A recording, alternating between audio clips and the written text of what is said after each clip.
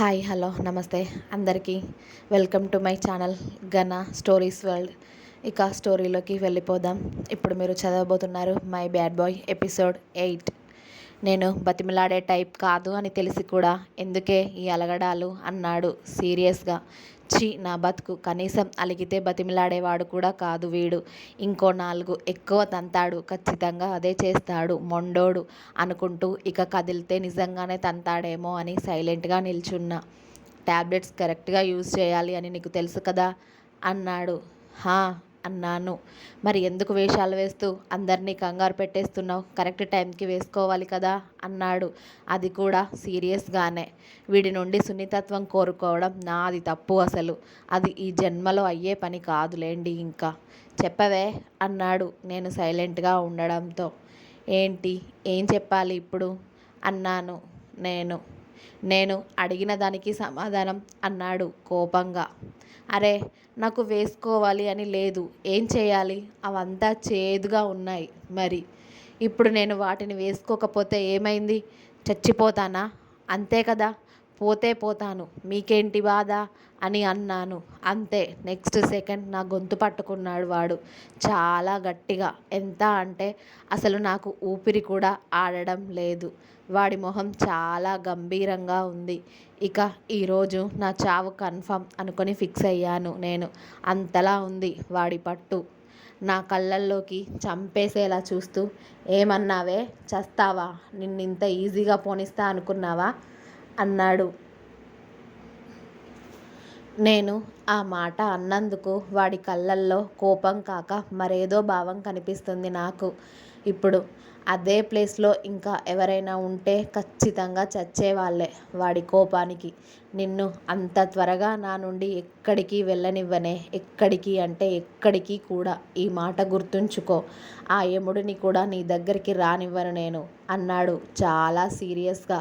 ఆ మాటకి అంత బాధలో కూడా చిన్న నవ్వు వచ్చింది నా పెదాల పైన. అప్పుడు నన్ను చూసి వాడి పట్టు కాస్త లూజ్ చేశాడు. ఖచ్చితంగా ఇంకొక నిమిషం వాడు అలానే ఉంటే చచ్చిపోయేదాన్నే. కానీ వదిలేశాడు కదా. శ్వాస వేగంగా తీసుకుంటూ బాగా దగ్గుతూ ఉన్నాను వాడు వదలడంతోనే.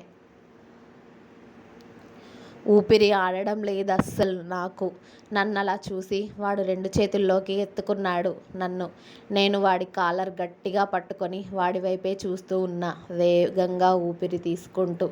నన్ను తీసుకువచ్చి బెడ్ మీద పడుకోబెట్టి వాడి షర్ట్ బటన్స్ ఫాస్ట్గా తీసేసి నా పక్కన పడుకొని నా పెదాలు అందుకుని స్మూత్గా కిస్ చేస్తూ వాడి ఊపిరి నాకు అందిస్తూ ఉన్నాడు. వాడిని గట్టిగా హత్తుకున్నాను నేను. వాడు కూడా నన్ను వాడిలోకి పొదవి పట్టుకొని మెల్లిగా కిస్ చేస్తూనే మళ్ళీ నా ఊపిరి కంట్రోల్ అయ్యేలా చేశాడు. అప్పుడు నేను కాస్త కుదుటపడ్డాక నా ఎదపై చేయి వేసి హార్ట్ బీట్ చెక్ చేశాడు. వాడు చేయి వేయగానే నా ఒళ్ళంతా అలజడి మొదలయ్యింది. నేను కుదుటపడ్డాను అనిపించి మళ్ళీ నా పెదాలను కిస్ చేస్తూ నా చెంపల కిందుగా చేతులు వేసి నా నుదుటున గాఢంగా ముద్దు పెట్టాడు. కాసేపు అలానే ఉన్నాడు. ఇక నేను వాడి మెడ చుట్టూ చేతులు వేసి పట్టుకున్నాను. వాడి నుండే వచ్చే స్మెల్ భలే ఉంటుంది. ఏం పర్ఫ్యూమ్ వాడతాడో గురుడు కానీ భలే మత్తుగా ఉంటుంది. దేవుడా, అసలు నేను ఉన్న పొజిషన్ ఏంటి, నేనేం వాగుతున్నానో నాకే తెలియడం లేదు. కానీ మా వోడు ఇలా నా దగ్గరగా ఉంటే నాకు ఎంత బాగుంటుందో మాటల్లో చెప్పలేను అసలు. నేనసలు ఇక్కడికి వచ్చేదే వీడి కోసం. కానీ వీడు మాత్రం నన్ను భయపెడుతూ బతుకుతాడు, దొంగ పిల్లోడు. నా నుదుట మీద నుండి వాడు నా చెంపల మీదకి వచ్చి చిన్న చిన్న ముద్దులు అద్దుతూ ఉన్నాడు. వాడి ఆ చిన్ని ముద్దులకు నేను చాక్లెట్ లాగా మెల్ట్ అవుతూ ఉన్నాను. అప్పుడే వాడి ఫోన్ రింగ్ అయ్యింది. మొదటిసారి వాడు పట్టించుకోలేదు. కానీ నెక్స్ట్ టైం ఏదైనా ఇంపార్టెంట్ ఏమో అని నన్ను వాడి గుండెల్లో దాచేసుకొని ఆ ఫోన్ లిఫ్ట్ చేసి హలో అన్నాడు. అబ్బా, వీడు మాట్లాడితే సింహం గర్జించినట్టే ఉంటుంది. ఎంత బేస్లో వస్తుందో వాడి వాయిస్. వాడు మాట్లాడితేనే ఎదుటోడు వనికి చచ్చిపోవాలి, అలా ఉంటుంది గురుడి వాయిస్. చెప్పు గణేష్ అన్నాడు ఫోన్లో. గణేష్ వీడి పిఏ. పాపం వీడిని ఎలా భరిస్తున్నాడో ఆ బిడ్డ. అవతల గణేష్ ఏం చెప్పాడో ఏమో కానీ ఇక్కడ వీడు ఇంకో 20 మినిట్స్లో వాడి డెత్ న్యూస్ టీవీలో రావాలి అన్నాడు చాలా కోపంగా. వాడి మాటలకి నేను వాడి షర్ట్ బటన్స్తో ఆడుకుంటున్న దాన్ని అల్లా వాడి మొహం వైపు చూశాను కళ్ళు పెద్దవి చేసుకుని షాకింగ్గా. వాడు మాత్రం అదేదీ పట్టించుకోకుండా గణేష్తో మాట్లాడుతూ ఉన్నాడు. ఓకే సార్ అని గణేష్ ఫోన్ పెట్టేయగానే వీడు నా వైపు చూసి ఏంటి అన్నట్టు కళ్ళు ఎగరేశాడు. నేనేం లేదు అన్నట్టు తల ఊపాను అడ్డంగా. నేను వేసుకున్న టాప్కి ఫ్రంట్ బటన్స్ ఉండడంతో వాటిని ఒక్కోటి తీస్తూ ఉన్నాడు వీడు. ఓరి బాబు ఏం చేస్తున్నావురా అనుకుంటూ ఇప్పుడు మళ్ళీ నేను నోరు తెరిస్తే ఇందాక పడకుండా ఆగిన దెబ్బలు మళ్ళీ పడతాయేమో అని సైలెంట్గా ఉన్నా కానీ నాకు లోపల నుండి వణుకు వచ్చేస్తూ ఉంది. ఆ 2 బటన్స్ ఓపెన్ చేసి నా భుజం మీదుగా టాప్ని కాస్త కిందికి దించి అక్కడ వాడి ముద్దులు ఇస్తూనే బైట్ చేస్తూ ఉన్నాడు మాన్స్టర్ గాడు.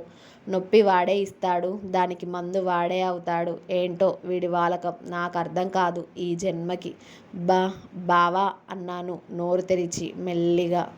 హా ఏంటి అంటూ వాడి గడ్డంతో నా మెడ మీద రాస్తూ ఉన్నాడు.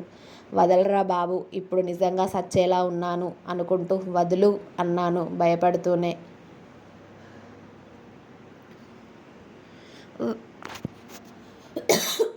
వదలను అని డైరెక్ట్గానే చెప్పి నన్ను వెనక నుండి గట్టిగా హత్తుకొని నా మెడ మొత్తం ఘాట్లు పడేలా చేసి లాస్ట్కి నా పెదాలు అందుకున్నాడు మళ్ళీ. అవేమైనా లాలీపాప్స్ అనుకుంటున్నాడా వీడు? ఏదో చాక్లెట్ చప్పరించినట్టు చంపరించి కొరికి పడేస్తున్నాడు రాక్షసుడు అనుకుంటూ వాడిని డైరెక్ట్గా ఏమీ అనలేక కళ్ళు గట్టిగా మూసుకొని నా పెదాలను వాడికి అప్పగించేసి నా బాడీని ఫ్రీజ్ చేసేశాను. ఎందుకలా ఫ్రీజ్ అయ్యావే అంటూ వాడు లేచి కూర్చుని నన్ను కూడా వాడి ల్యాప్లో కూర్చోబెట్టుకొని హత్తుకున్నాడు నన్ను. అప్పుడే వాడి ఫోన్ మళ్ళీ రింగ్ అయ్యింది. లిఫ్ట్ చేసి గణేష్ అన్నాడు. సార్ మీరు చెప్పిన పని అయిపోయింది సార్ అన్నాడు గణేష్. గుడ్ అని ఫోన్ కట్ చేసి ఏదో వీడియో ఓపెన్ చేసి చూస్తూ ఉన్నాడు వాడు. అందులో ఏదో యాక్సిడెంట్ వీడియో వస్తుంది. అది చూసి వీడి పెదాల పైన ఒక ఈవిల్ స్మైల్ వచ్చేసింది. ఆ నవ్వు చూస్తే ఎవడికో బీభత్సంగా మూడింది అని అర్థం. నేను వాడినే గుడ్లప్పగించి చూస్తూ ఉంటే ఏంటి అని నన్ను చూసి కన్ను కొట్టాడు. ఊహు ఏం లేదు, ఏం చూస్తున్నావు అని అడిగాను. అది నువ్వు చూసేది కాదులేవే అని ఫోన్ పాకెట్లో పెట్టుకున్నాడు. వాడిని అడగాలా వద్దా అని తటపటాయిస్తూనే బావా అని పిలిచా మెల్లిగా. ఏంటో అడగవే అన్నాడు. నువ్వే చేయించావా ఆ యాక్సిడెంట్ అని అడిగా భయపడుతూనే. అసలు వాడు నాకు సమాధానం చెప్తాడా లేదా అని. హా అని ఒకే మాట అన్నాడు నా తలపై ముద్దు పెడుతూ. ఎందుకు బావా అని అడిగాను. తెలుసుకొని ఏం చేస్తావే అన్నాడు నా చెంపకిందుగా చేతులు పోనిచ్చి. ఏం చేయను, తెలుసుకుంటాను అంతే అన్నాను నేను. ఇలా రా అన్నాడు వాడు లేచి నిల్చుని. ఎక్కడికి అని అడిగా నేను అయోమయంగా. రావే అంటూ నా ముందు చేయి పెట్టాడు. ఆ చేయి అందుకొని నేను కూడా లేచి నిలుచున్నాక నన్ను మళ్ళీ బాల్కనీలోకి తీసుకువెళ్ళాడు.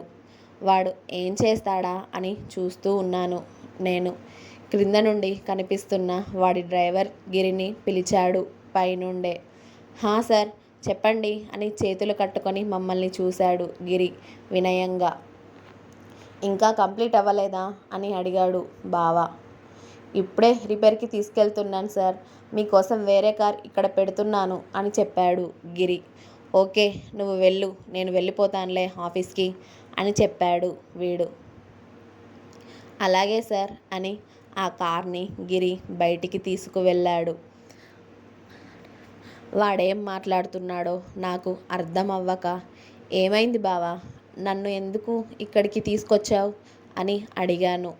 ఆ కార్ ఎవరిదే అని అడిగాడు. శౌర్య బావది అని చెప్పాను నేను. ఆ కార్కి ఎవరో బ్రేక్ ఫెయిల్ చేశారు, అందుకే నా కార్ తీసుకువెళ్ళమని చెప్పాను వాళ్ళని. అవునా అన్నాను నా నోరు కప్పలా తెరిచి.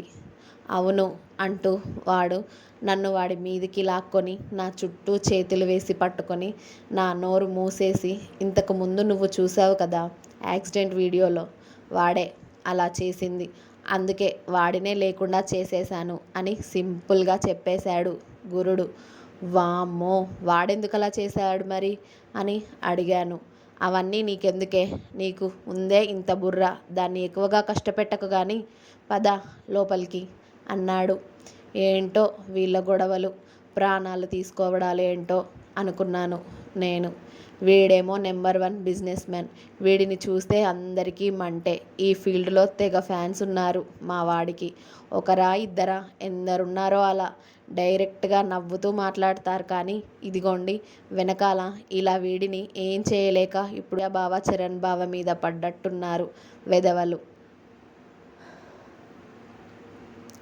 కానీ మా వోడు ఫ్యామిలీ మీద ఈగ కూడా వాలనివ్వడు. వాడు ఇక్కడి నుండే చెప్తేనే వేరే దగ్గర పనులు జరగాల్సిందే. వీడికి చాలా దగ్గర చాలా పలుకుబడి ఉందిలేండి. వీడి పేరు చెప్తేనే పనులు అయిపోతాయి ఈజీగా. నన్ను మళ్ళీ రూమ్లోకి తీసుకొచ్చి రెస్ట్ తీసుకో, నేను ఆఫీస్కి వెళ్తున్నా అన్నాడు. అలాగే అని తల ఊపాను. గుడ్ అంటూ మళ్ళీ నన్ను హత్తుకొని పెక్కిచ్చేసి వెళ్ళిపోయాడు. వామ్మో, వీడిలా చేస్తే నా బాడీ అప్పడం అవ్వడం గ్యారెంటీ. ఏమైనా అంటే చాలు దగ్గరికి లాక్కుంటాడు, నా పెదాలను స్మాష్ చేసి పడేస్తాడు. వీడితో నేను వేగలేనురా బాబు అనుకున్నాను. నేను వేసుకున్న ట్యాబ్లెట్కి కాస్త మత్తుగా అనిపించడంతో నేను కూడా కాసేపు పడుకుందామని అలా బెడ్ మీద వాలాను. ట్యాబ్లెట్స్ ఎందుకు వాడుతున్నాను అని అనుకుంటున్నారా? చెప్తాను ఉండండి. అసలే మా అమ్మ నాన్నకి పుట్టక పెళ్ళైన తర్వాత 5 సంవత్సరాలకి పుట్టానంట నేను పుట్టిన అప్పుడే నాకు ఫిట్స్ వచ్చాయి అంట. పాప బతుకుతుందో లేదో అని చెప్తే నాన్న చాలా హాస్పిటల్లో తిరిగి అన్ని ట్రీట్మెంట్స్ ఇప్పించి నన్ను బ్రతికించుకున్నారు. అలా నేను కాస్త క్యూర్ అయ్యాక చాలా ఎక్కువ ఫీవర్ వస్తే నాకు ఫిట్స్ వచ్చేది అంట. అలా 3-4 ఇయర్స్కి అలా ఒకసారి అన్నమాట. ఇంకా ఉంది. నెక్స్ట్ ఎపిసోడ్ కోసం వెయిట్ చేస్తూ ఉండండి. ఈ ఎపిసోడ్ నచ్చితే చిన్న లైక్ చేయండి, కామెంట్ చేయండి, షేర్ చేయండి. Please subscribe my channel Ganna stories.